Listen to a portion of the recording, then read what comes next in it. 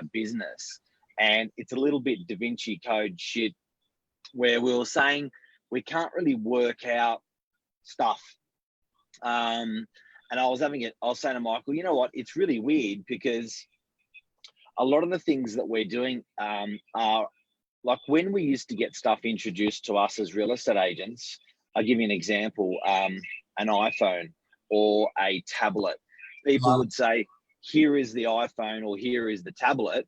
And with the iPhone or with the tablet, you then expect shit to happen to do with that stuff, right? So all the things that were announced to us with technology and with implementation of technology were really clear, but it's gone from like a hardware stuff to software stuff. Yep. And and Michael, what were you saying about the software stuff? We're saying that we can't work out that we do marketing initiatives, and some of us, even internally, never mind the competitors in the marketplace, but even internally, it's so, there's no magic dust. Yeah, so what I was saying is, like, even a lot of people, when they're doing stuff or sharing info, they're worrying about people copying and or learning the secret spices. And Mark and I we're just talking about what I do. I do a lot of direct mail through Bing technology that we learned from the real estate gym. Great way of marketing. Good morning, Jeff. And also Lisa and myself, like, we all do a lot of Facebook, and very similar. Like, it's not rocket science with either the talks, with the posting. And then we don't even, and we're getting great success from it. And probably the people closest to us, say internally, are witnessing this, but you don't necessarily see them jumping on the bandwagon and doing it as well. And to give you an idea, like, our office is very open. We're all sharing ideas, sharing this, doing, like, sell each other's stock. So big time. Like, our office is, and definitely that's one thing that I see different to any of, like, we've got 185 competing agencies on the Northern Beaches, 185. And one thing that we have consistent is we do move together, work together, like, phenomenal team. We cross-sell each other's property. But yeah, what were you saying? They're not doing what we're doing or what we're seeing working. Like, they're seeing firsthand that the consistency of doing that is yielding results. And then it's like, well, fuck, if they're not even going to do it, then I'm not even worried about the competition, because they're not. And that's internal. Yeah, that's internal. So then, yeah, so that's, but I think it could be one of those things that one post may have that success and then 10 are a bit flat. So maybe it's they've tried it once and they didn't get it, and they go, oh, it just doesn't work for me, compared to I only hear the good thing. It's almost like, I don't know, someone gambling. They only tell you when they win, not all the losses or all the posts that didn't get that 50 inquiries from. But it's that traction, that consistency. And Mark and I were just talking earlier about that Bing technology, where a listing that I got from that recently we just sold. He inquired through that service a few years ago, and then let's call it direct mail. I think people understand that. We don't want to give away our secret weapon. Let's call it direct mail, so everyone watching understands. So Michael, you direct mail everyone that's commercial on the Northern Beaches regularly. You communicate with these guys. Yeah, so it's a great little pocket or farm area you want to call it. There's about 1,100 in the pocket, and I know they're good spheres of influence. So I just hammer that once a month, listed, sold, market updates, an article, combination of things. But it's that consistency that they're getting every month. And I think it comes down to a lot of things. It doesn't matter what you do, as long as you're consistent. Like, think how many fab diets and exercise programs they are. Yeah. But it's the consistency in them. The diet doesn't even matter. It's the consistency that matters, irrelevant to what diet that you're on, irrelevant if you're a weapon on social media, irrelevant if you're a weapon with direct mail, irrelevant if you're a weapon making 200 calls a day. The secret's the consistency. 100%. So what I'm trying to think, and then where else? Even when you're looking, where else could that be related to? Where else do you want to go with this one, Mark? Well, you know what? Like, I think it's important when people are selecting their agent for rentals or for sales or their property manager. it's really hard to actually identify continuity and consistency with a real estate agent. Like, how would you know that your agent is excellent and consistent at what they do? It's a really hard one to put your finger on. But, you know, I think that, like, I'll give you an example. Lisa Novak in our business, she's, I would say on stage, Lisa is now probably one of the best in the country for social media. And I'm talking, when you think someone's the best in social media, you would go, oh yeah, you know, she's an influencer. She has got 400,000 people following her. Quite the opposite. She's an influence. She would get just alone on her Facebook 300,000 views in 28 days, organically. So not buying those views. But the weird thing is, she's only got 2,000 followers, and then in our business, it actually fucking does all of our heads in, because I try to achieve that, and all of our internal sales colleagues try to achieve that, and I can imagine people in the marketplace try to achieve that. But if we had to put our finger on what the secret would be, what is it? Blonde hair, and very healthy looking as well. And I think that. So I think we've got to wear wigs if we want to start doing well. And consistency, top of mind, authentic, raw, and just that consistency. And it's one of those things. That's the biggest thing, I reckon. You can't go. And I find it hard to do that consistency. I've got to be honest with you. I find it bloody hard to do that consistency. Like, how the hell do I get out that many posts in the course of a day? Like, she will post properties 10 to 15 a day. Yeah, it's crazy. Like, I think I try and post. I spend a lot of time on it, and that's tough. And still to be doing all the sales as well. So deals, like doing the deals. Part-time social media support for an agent. She's the leading agent and doing all the social. So it's incredible. And I think that's why a lot of people don't do it. It's fucking hard. And also the dwell time for inquiries. Like, I think when an inquiry comes in, inquiring on a property, like against versus realestate.com and Domain, if they inquire on a property from her, for instance, that the wait time for a response is probably about 15 seconds, as opposed to 15 minutes, you know, if you send an email or something like that to an agency. And I think, Michael, when you transpose your success in commercial, like you're probably, I'd say, the number one operator on the Northern Beaches with commercial. So people who are watching don't know that. So I'll tell everyone that. But to, you know, and you've been in the industry a ripe young age of 5 years. They say to be an expert in something, you need to operate 10,000 hours, you know, in that business. And you've, you know, I would say that you've done that as well.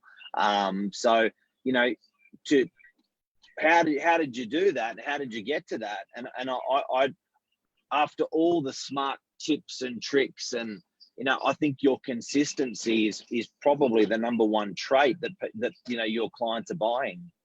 Yeah, they love. So consistency is a big thing with either the direct mail, social media. I think also a lot of you could say agents, competitor agents, they were a bit of an older generation. So for me, the social media just came quite natural to put it through. So I was almost uncontested in that social media arena up until this year. So out of all the other commercial agents, only now they're starting to come up on Facebook and social media. So I think I got great success because you're already using Facebook socially. That was sort of that era. So I just did it for properties, and we took over that digital space very, very quickly. And we've got a 4-year head start. Like, if anyone, all we got to do is look at the competition. They've only started. So that was a big one. But you built a tribe up as well. So, you know, every time you direct mail these cats in the area, and every time you post, like, you're building up an organic amount of people that are actually saying, yep, now I know where to go. Yep, now I know where to get the information. Yep. And once you're first to market, or once you've actually you've taken that first move advantage, I think people have got a reason not to go anywhere else. Like we're doing right, our company is alone with all of our reps now. We're doing over 3 million eyeball views in last month, 3 million, and that was layer upon layer upon layer, month upon layer upon layer, every single month over 24, 36 months. Do you know what I mean? So it takes it takes a lot to get that consistency in the marketplace that people have to buy. Now, what would you, if you're out in the marketplace choosing a real estate agent and looking out there, Michael, what do you reckon clients should look for? Like, what should a landlord look for when they're looking for a real estate agent? It's because even if the person's a warrior on social media, it doesn't mean they're a great real estate agent. No, not at all. Obviously, besides all the standard stuff of the deals they've done, I reckon it's really got to be a 10-prong approach on marketing your property in one way or another. Like I find there are agents that do some things well, but they're not doing everything, or at least a good amount. So they're putting all their eggs in one basket. And what I mean by that is it would just be they're just focusing on one of the real estate portals. They're not doing social. They're not doing the photography. They're not doing the direct mail. They're not doing drops. So I find they're just doing that one-prong approach. So I find that in the market, which we're getting better, but we're coming out of tough times. The economy is still not great, especially for commercial when mostly you're dealing with businesses and small businesses. That's a concern of the economy. You need to be marketing or having a strategy, which is almost not just throw what mud and see what sticks, but really targeted. So from on-site, as in pink lights, your signage, to online, your digital space, your agent's got to be doing multiple things. I think there's a lot of complacent agents which are doing things how it may have worked 10, 20 years ago, which is just a crappy photo, put it on your major portals, and that's it. It's not working at the moment. And they've got to be available. Like I still don't get that commercial. You're mostly dealing with people who operate businesses and which are mainly working Monday to Friday, 9 to 5, and commercial agents aren't working Saturday, Sunday. Like when else does an operator have a chance to go look at a property or speak to an agent if you're only working when they're running their business, which is generally priority to making a property inquiry? So I think consistently Sundays, you know what I mean? Consistently available. Another thing reminds me, Michael, is in our across. So we've got 150 properties, more like 150 properties for sale and for rent, just in commercial. So it's an enormous amount of property, but our team's been very consistent in black and white photos. Yeah. So the lead photo on real estate, on real commercial that we use is black and white in a digital age, and it highlights the property in shaded pink. Now, for people that, I think majority of people wouldn't even go on real commercial and wouldn't even know that are watching, but that's that consistency that we've put out there in the marketplace. Wrong or right, people may say, why the hell would you put a black and white photo of my beautiful commercial property? Wrong or right, it's given this consistency of, yes, that's those guys. Yes, that, and also by shading it, commercial agents used to always put a photo of the property, but you didn't know which one it was. You didn't know whether it was that shop, those 3 windows, or those 12 windows when they took a photo of the building. So by doing the pink shading, by doing the black and white photo, people just knew, well, yes, it's a shit photo, but this is an identifier of where the property is. Yes, this is Novak. Great. And then the information we've served up to people in that ad, guess what? Consistent. Well, that's it. So I had this rental inquiry. It was about 3 weeks ago. So she called me wanting to do a shop, Brookvale, and this is where the pink light helps and the branding, and this is where it helps owners as well. She goes, it all comes together. She goes, I love your ad. You've actually got fucking photos are inside and outside with a floor plan. And she goes, I didn't even know Floor how plan. to 360 camera, but that was epic. I'm in the city. I couldn't view it. And you've got so much information on your property.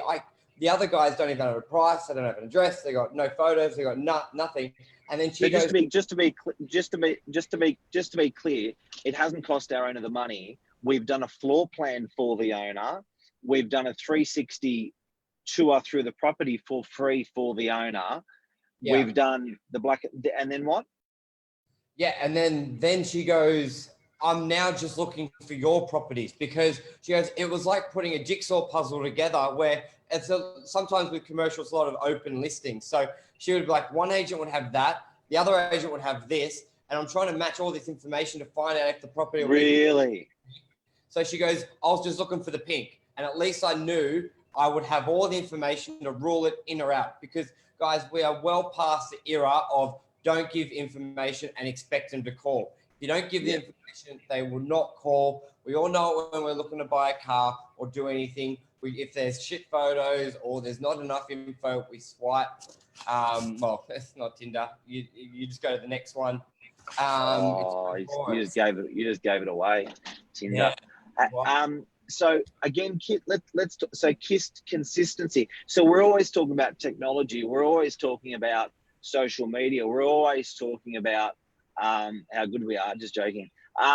We're always talking about this stuff, but no one really talks about that. And we're always talking about the diet or the fad or the idea, but no one really talks about the consistency, do they? No, not at all. But thanks, Simon, for the question strategies. Thanks for watching. Just like Tinder. Yeah, that came out. The Tinder slip, Michael. You really can't do that in publicly. No, just joking.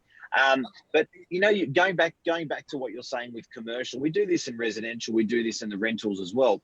That consistency is winning you. And to sum up what you're saying, that consistency is winning you more prospective tenants, because one, more people are going to come to you. Two, more people are going to refer us. And three, when we get the inquiry, it's a happy, warm inquiry. It's not a cold, icy inquiry.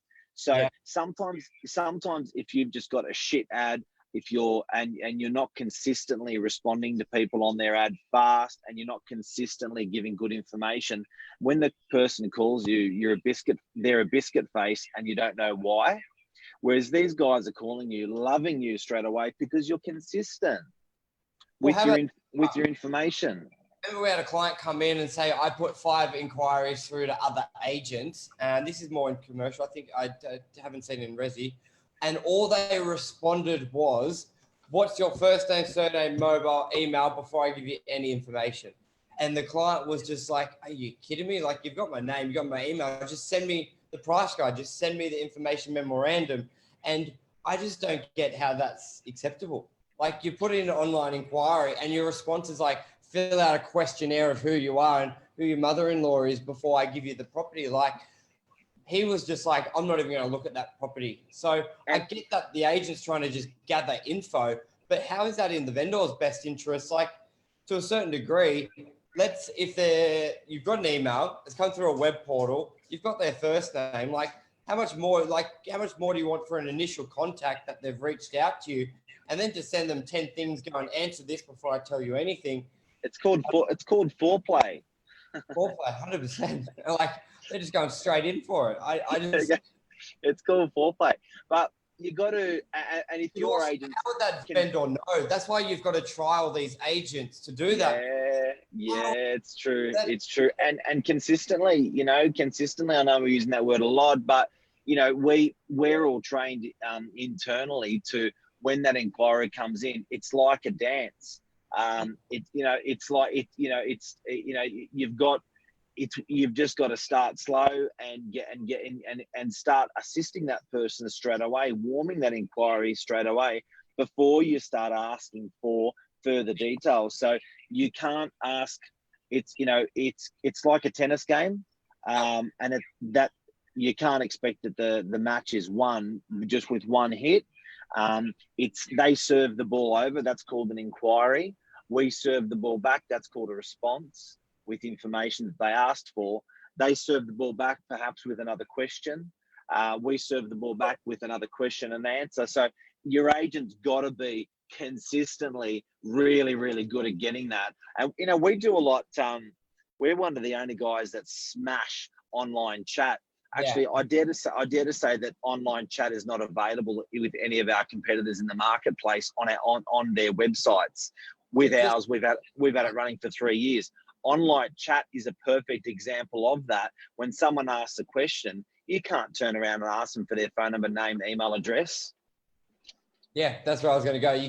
That's what I mean. So Facebook Messenger, LinkedIn, you may have their mobile, but chat, they go, hey, what's the guide? If you just respond, what's your number? They're going to be like, no, because keep in mind that some people aren't that open to contacting an agent because they feel like they're going to get bombarded or just slammed and just trying to be sold. Well, that's why they haven't called the agent. Correct. That's why they haven't, and they've chose that way of communicating. So it'd be like someone trying to speak they chose the SMS format to communicate. So play along and communicate back in that format. I think that's the best tip with all these platforms, with all the way of communicating this day and age, is at least stick to the one that the customer or the vendor has chosen to start the communication with. And then, even though it may not be your preferred, it's not about you, it's about them. And if right. That's the big one. It may not be your preferred com to SMS them back, or may not be convenient for you or not preferred or whatever, but you've got to consistently, you know, give that person what they want. And if they've chosen WhatsApp to communicate with, continue it. And like foreplay, for example, keep using that.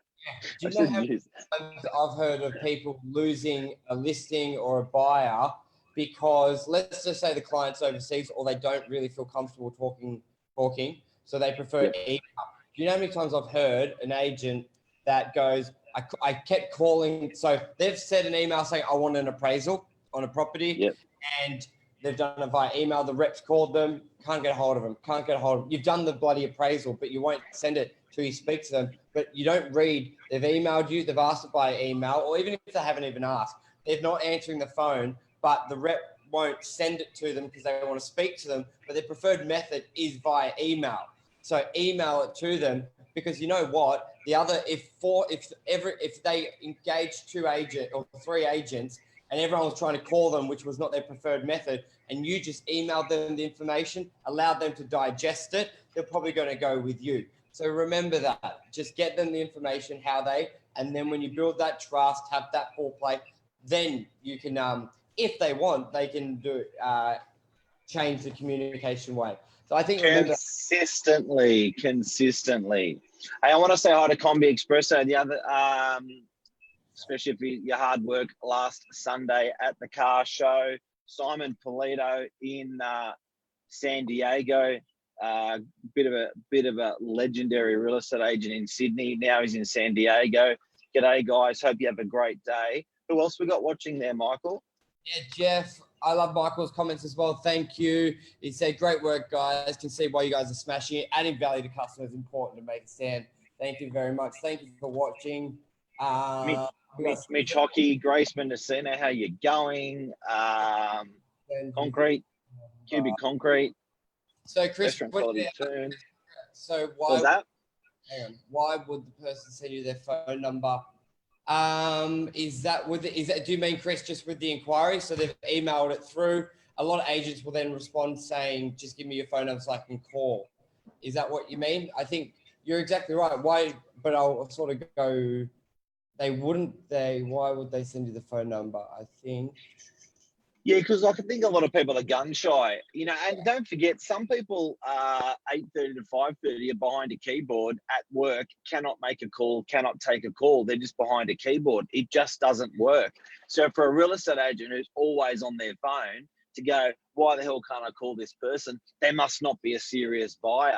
You've got to be really careful. You've got to be really careful. You've got to replicate the way they've communicated with you consistently. So, and that's why online chat in our company, I think, goes spastic, because it is absolutely a really nice instant method of communication where they don't actually have to give their details. Yeah. It's pretty hard for someone to make an inquiry without giving details. That's what people want sometimes. And I know why the agent always wants the phone number is obviously we can convey the benefits of that property better verbally than maybe in the text. But then that comes down to, so what I've done there is when I get an inquiry, I've done a pre-recording video of a lot of the spiel and the benefits of that property. So I send them a hyperlink. So I get why I want a phone number and I get why they don't want to give a phone number necessarily, but that's just getting better information to them when they inquire. So when an inquiry comes through, got the link to the resources, but also a video of the benefits and what I love about that investment property. So then at least that way they can hear it in their own time. But I think that's been we've consistently been live for a while. So let's we're consistently talking too much. Yeah. Alrighty, hope we helped everyone. Questions, this will be podcast and back again on Monday. So love the correspondence. Cheers. See you, mate. Have a good day, everyone. Bye. That's Insta done and Facey. You still